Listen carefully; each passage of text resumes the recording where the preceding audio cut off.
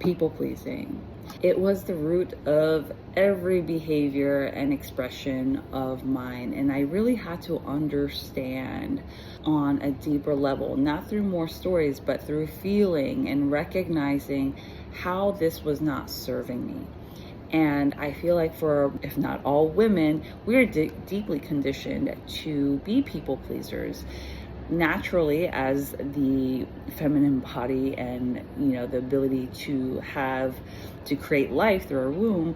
We have that natural instinct of nurturing, and then on top of that we are conditioned from the outer world that we need to people please. And so these two things get really distorted, and we find ourselves over giving and extracting from myself or ourselves. And so when I started to really feel into that, and I started to do this work in motherhood. Why? Because that's when things felt really, really, really uncomfortable.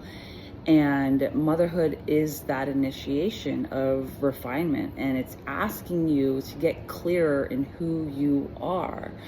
And so all these people pleasing behaviors, what it showed me that I was in relationships, engaging in activities, and doing things that really weren't for me. I was just doing it to be nice. I was doing it to maintain some sort of perception of me to this person or to the group so that they feel comfortable.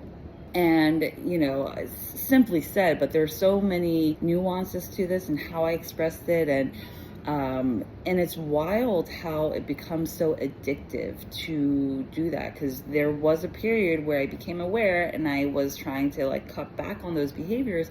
But I found that what I felt is this energy in my body. Every time things felt unsettled, I almost felt this impulse shoot up and directing me out.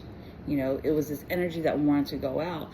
And it's almost like there were moments where I remember practicing it's coming out and I'm telling myself I'm not going to do it, but I'm doing it. And so that's how deeply wired it was in me. This is another, a little caveat, but I think this is why habits, just taking action, doesn't work. The awareness of where it's coming from, meaning through feeling, through inhabiting the body, is really powerful, because then you're developing a relationship with the sensations yourself, with that awareness, versus you're just mentally trying to force a different thing in your expression. And this is why we have to also understand that our body, yes, it communicates with words, but more through feeling. And so when your capacity and your bandwidth to feel and stay in your body opens up, the more you're able to then make decisions that are for you. And, I say that people pleasing is mainly women, but I see it in men as well. But it's also something that's passed down, right? Culturally, even and I hear people say this all the time, and I'm trying to kind of undo this. We tell our children, be nice, be helpful. We're telling them what to do without any context, really, or at least a context of how do you think that person would feel? What do you feel? It's all directives where we're just telling these kids, orders, versus teaching them how to relate to their bodies and their experiences, and then seeing for themselves, and also seeing it not just through you sharing, but you modeling that behavior of being nice, how much more healthier that is long term. And also that also taught me that it's okay when other people reject me.